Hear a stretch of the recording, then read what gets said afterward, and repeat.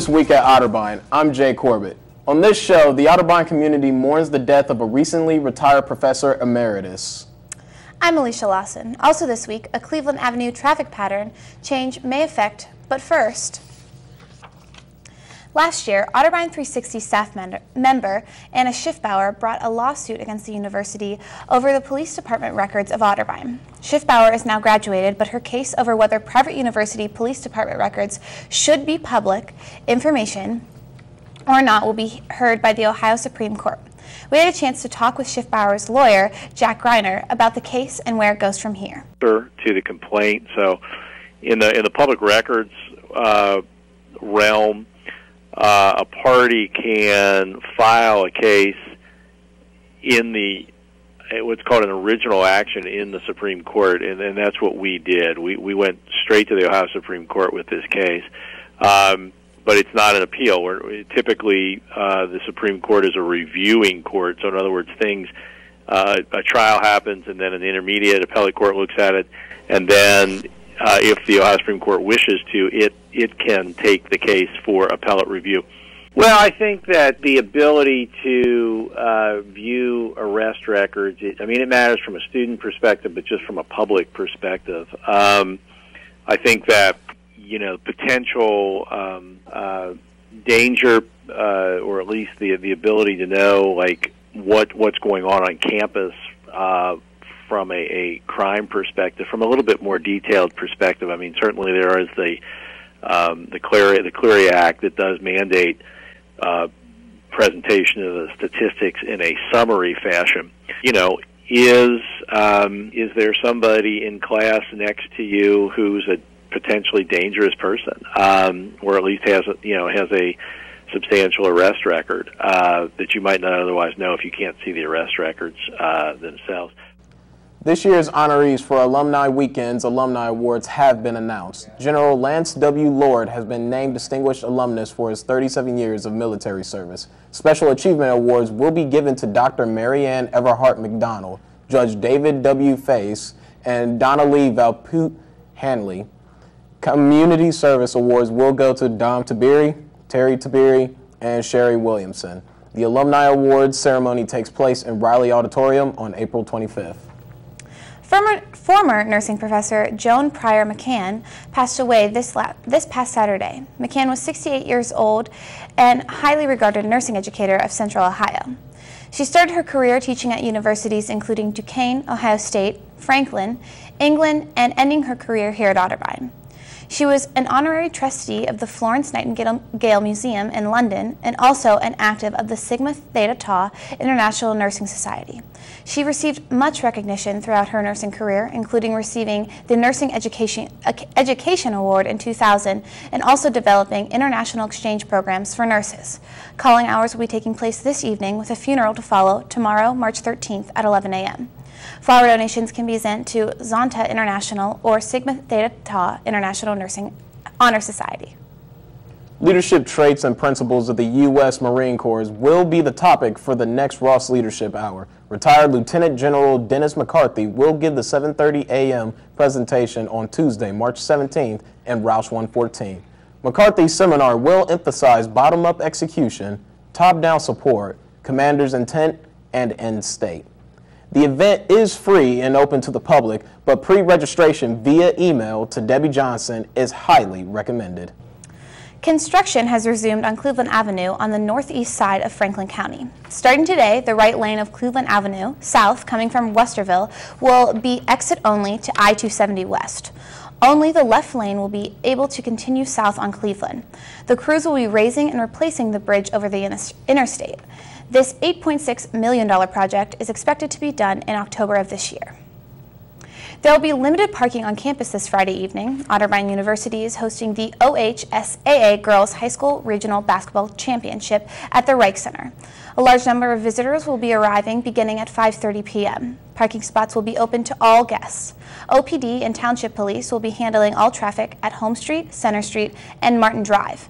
Center Street will be one-way following Davis Hall starting at 6 p.m.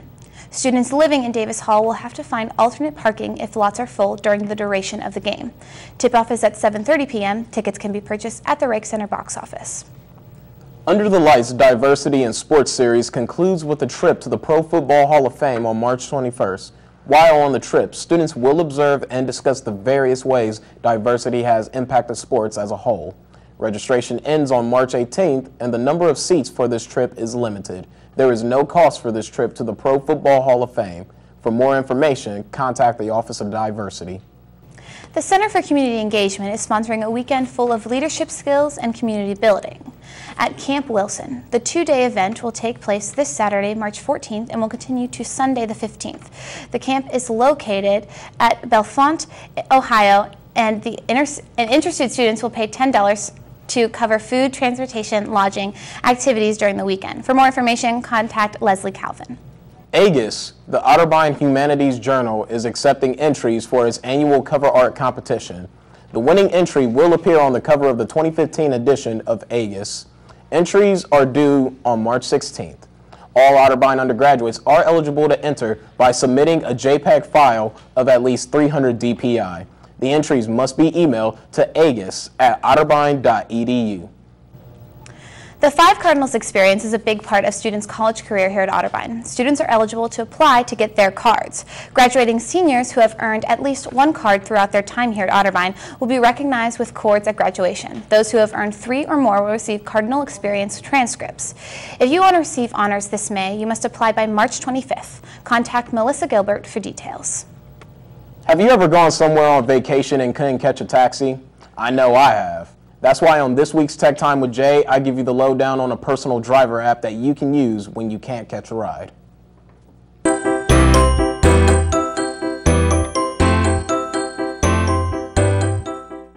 Hey guys, and welcome back. I hope everyone had a great spring break. My name is Jay Corbett, and in this episode of Tech Time with Jay, we're still kind of in the spring breaky kind of mood. Maybe, I don't know. But if you're looking for a way to get transportation somewhere and you don't know how to get there and there's no taxis or stuff around you, do not fret.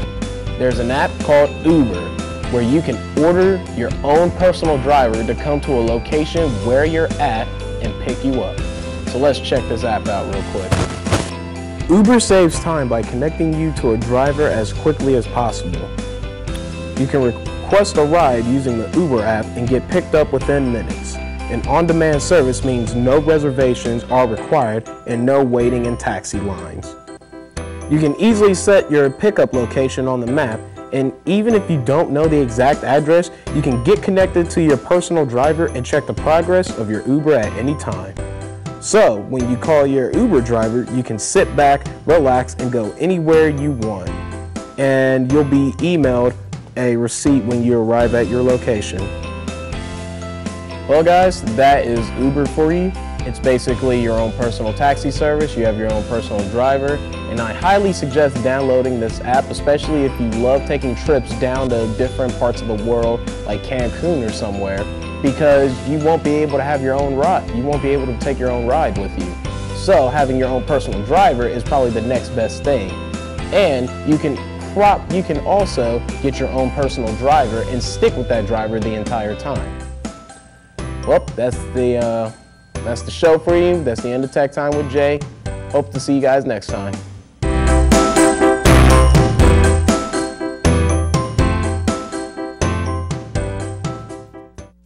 Looking to do some arcade gaming but don't feel like driving anywhere? The Otterbein Gamers Guild has what you need with the Cardinal After Dark program, Cardinal Arcade. On the evening of March 20th, Ohio Vending will provide arcade machines from 8 p.m. until midnight in the campus center. Pizza and drinks will be provided. For more information on this Cardinal After Dark program, contact Emily Wright. Next on This Week at Otterbein, find out how the spring sports teams fared on their spring break trips. But first, here are some upcoming campus events to keep in mind when making your plans for this week.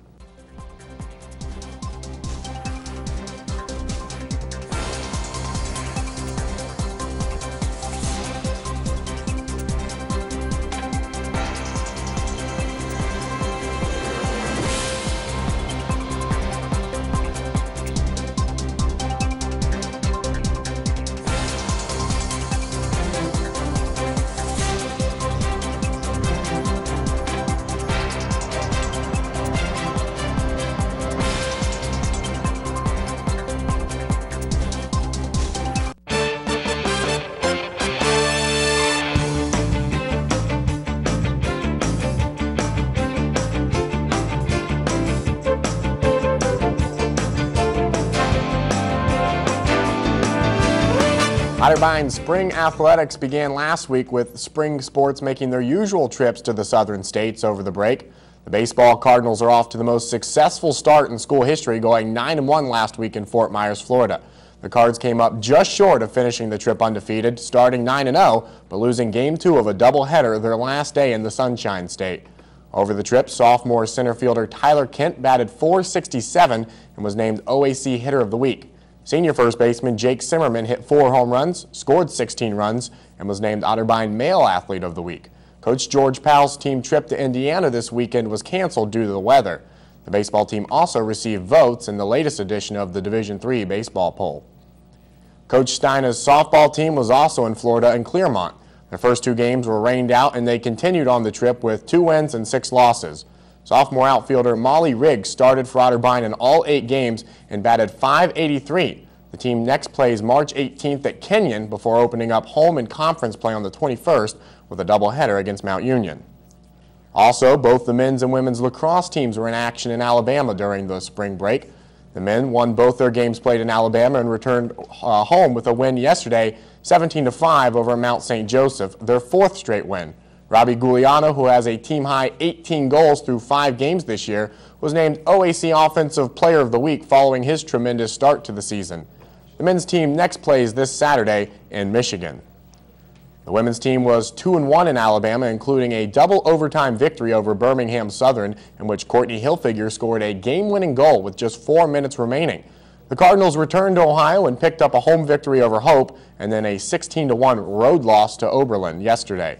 Tori Blatt's 20 goals on the season lead all Ohio Athletic Conference scores. And spring break's off to a pretty nice start, all things considered. That means warmer weather, too. Exactly. I'm very excited. The warmer weather should continue here soon. Oh, yeah. Well, that's all the time we have for this week at Otterbein. Thanks for watching.